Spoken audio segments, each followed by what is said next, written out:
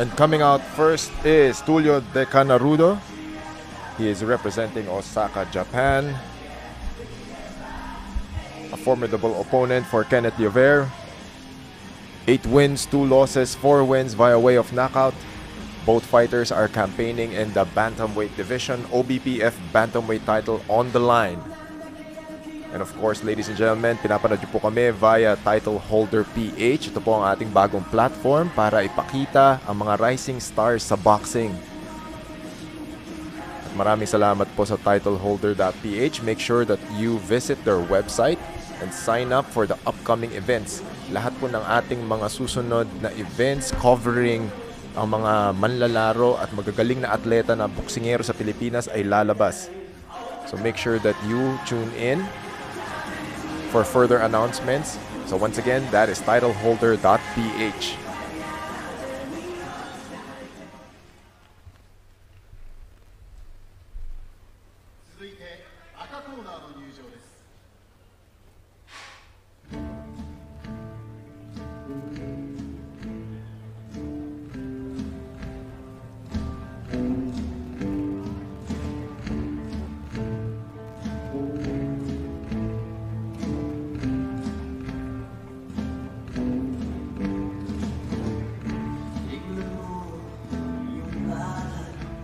'And on your screens, ladies and gentlemen, palabas po at papasok sa ring si Kenneth Llover. Kenneth Llover is undefeated in the Bantamweight division, 12 wins, 7 wins via way of knockout. Hailing from General Trias, Cavite. So sa lahat po ng kanyang mga fans na nanonood ngayon, ito na po ang oras at panahon na ating hinihintay. Kenneth Llover walks into the ring.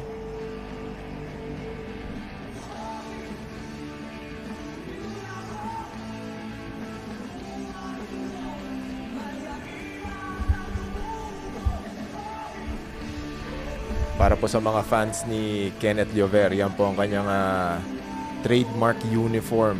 And so far, it's doing him good.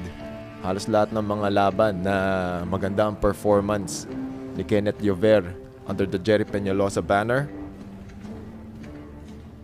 Sporting green and blue.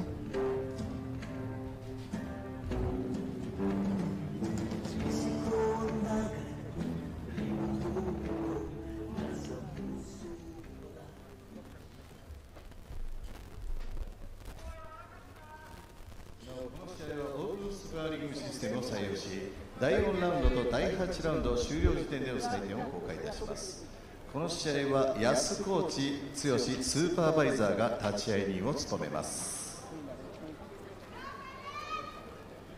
第4試合、東洋太平洋バンタム級暫定王座決定12回戦を行います。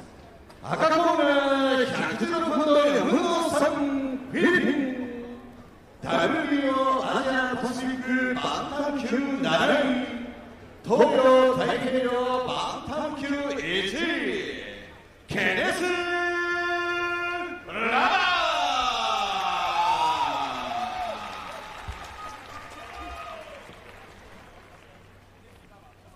青コーナー117ポンド4分の3武藤所属 WBO アジアパシフィックバンタム級8位 東洋太平洋バンタム級13位デカナルド・トゥリア。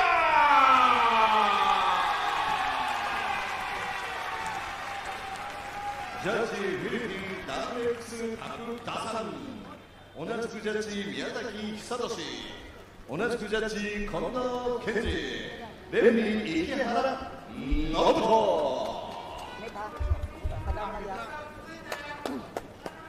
And we are about to begin, ladies and gentlemen. Kenneth Llover in the red corner. He is up against Tulio De Canarudo in the blue corner. Black trunks for Tulio Llover in his trademark blue and green. First round on your way, scheduled for 12. OBPF Bantamweight title on the line. Round number 1. Llover now takes center of the ring, opens up with the jab. Good straight to the face. of Tulio. Definitely got his attention. Good opening sequence to para kay Liover. Setting up the momentum. Magandang combinations para rin hindi makaset up yung kalaban niya from Japan. Signs of life from Tulio. Goes for a jab. Another jab from Liover.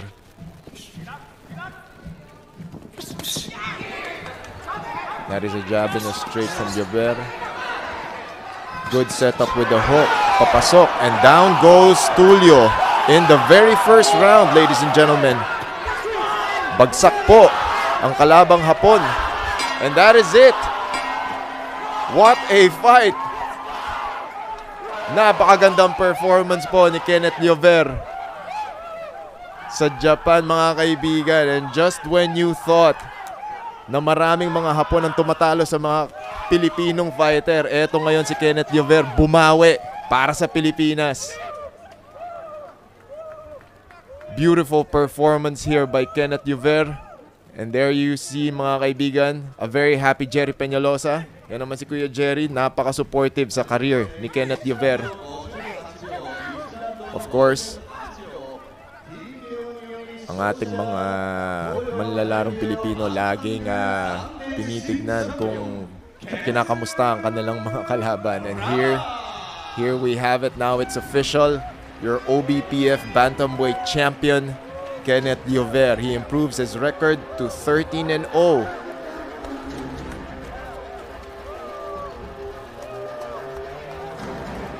Uuwi po na may belt si Kenneth Liover. Dala-dala niya po ang OBPF Bantamweight title.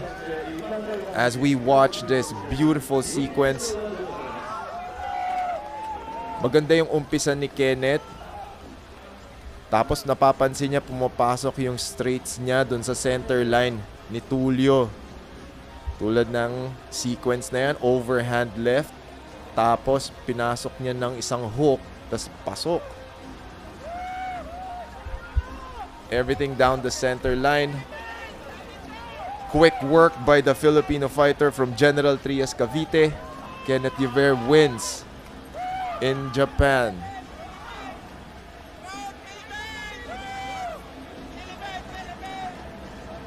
A very happy Peñalosa crew and a Kenneth Liover crowd. Maraming salamat po sa lahat ng mga sumusuporta kay Kenneth Liover. Uuwi po siyang kampiyon galing sa Osaka, Japan.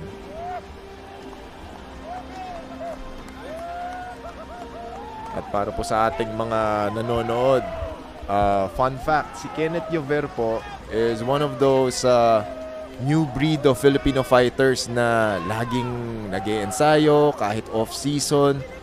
Doon po nyo makikita sa kanya na kapag lagi kang handa, tinawagan ka, ang sagot mo lang lagi, oo. And here you have it. Short notice fight for Kenneth Liover, pero he's always ready, he's always in training, he's always in shape. So you cannot doubt na hindi siya preparado para sa laban na to. And on your screens is Tulio De Canarudo. It was a very good stoppage by the referee. He really did his best to stand up. As in, he was trying his best to... yan po, medyo wobbly legs pa si Tulio De Canarudo. Doing his best to congratulate his opponent. Circling back, he was really trying to stand up. He's trying his best to beat the standing 8 count. However, maganda yung timing, maganda yung bato ng suntok, maganda rin yung shift ng momentum ni Kenneth Liover.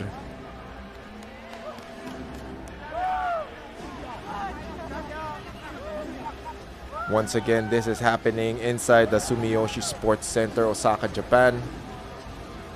And for those na nakahabol at kapapanood lang, medyo mabilis po yung laban. First round lang po. Nanalo ang ating pambato si Kenneth Liover via first round TKO. And he wins the OBPF Bantamweight title. Yan po ang kanyang mga coaches. As we watch this beautiful sequence again, pasok sa katawan. Yung overhand left na yon, doon medyo wobbly legs. Tapos nag-follow up ng right hook Another angle. Overhand left. Short stab hook. And that got him. Pero prior to this sequence po mga kaibigan, yung opening salvo kasi tsaka yung mga paunang suntok ni Liover, medyo caught off guard na, nawala yung momentum ni Tulio, nawala yung rhythm, hindi rin siya masyadong nakabato ng suntok. So kumbaga, naunahan siya ni Liover. And that paved the way for that closing sequence wherein Kenneth Liover was able to shut down the offense of his opponent, and then towards the 2-minute mark, he was able to pin him against the ropes. Overhand left, short stab na hook sa kanan.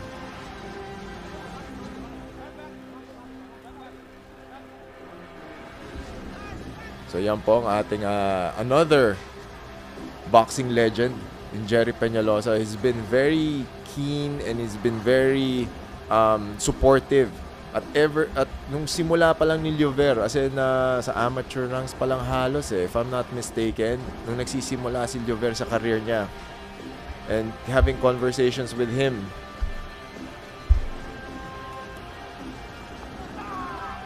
sabi niya ni Kuya Jerry, yan, itong si Liover mahusay ito.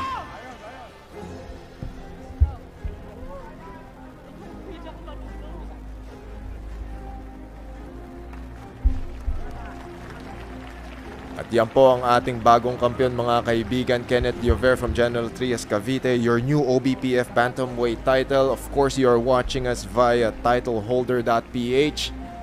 Maraming salamat po sa lahat ng nanonood at please, mag-sign up po kayo sa website nila para ma-notify kayo at malaman nyo kung kailan yung mga susunod na magagandang event, yung mga susunod na magagandang laban highlighting our Pinoy talent.